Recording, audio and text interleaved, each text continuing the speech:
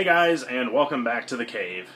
Now, I know for like the past who knows how long I've been posting Star Wars stuff after Star Wars stuff after Star Wars stuff, and I know a lot of you that watch my YouTube videos don't necessarily share the same enthusiasm that I have for Star Wars, so I thought I'd make things interesting and do something that wasn't necessarily strictly Star Wars this week. As you can see, I have a giant 2 shelves of Star Wars pops behind me. So I thought I'd do my top 5 favorite pops in general. Yes, there's a Star Wars one on that list. But, you know, I realized I do have pops from other fandoms, and I thought I'd just go ahead and share those.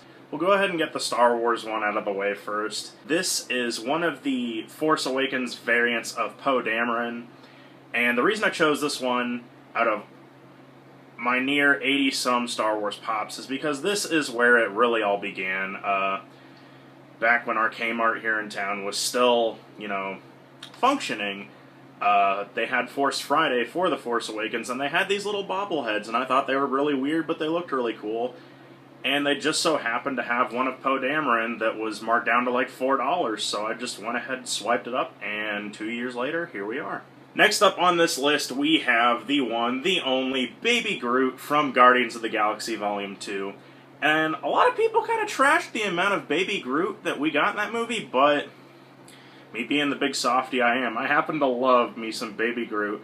So when I finally found this little guy at Best Buy, I did not hesitate to swoop him up and add him to the collection. And if anyone knows me, I love Dragon Ball Z just about as much as Star Wars, so naturally I had to swoop up my boy Piccolo.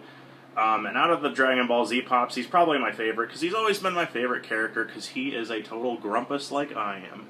Next up, we've got the Chase variant of 11 with Eggos, and she's got her little wig on from the series Stranger Things. This is the first Chase variant that I ever managed to pick up and find. My buddies and I were just roaming around the mall one day, and we went into Hot Topic, and they had just set these out. Just so happened to be a Chase variant amongst them, so I didn't realize how rare they were until I got home and posted in a collector's group that I found it, and it was wild because I haven't seen one since and the price has gone up. And now the big moment y'all have been waiting for, my number 1. And it's not something that's Star Wars. My number 1 pick for my favorite Funko figure is the one, the only, the ever-so-chill Bob Ross. The day that they announced that this thing was even going to exist, I lost my mind and said I have to get one of those for the collection, because a lot of you might not know, but your boy here loves to watch him some Bob Ross, and I wish I could paint as well as he could. Dude can take a blank canvas and make it into pure magic and happy trees within half an hour. So, yeah. If you don't have a Bob Ross pop of your own, what the heck are you doing watching this for? Go, click out of this video and go get yourself one.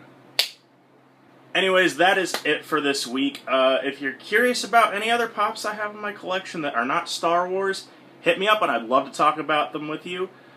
That being said, we'll see you next time.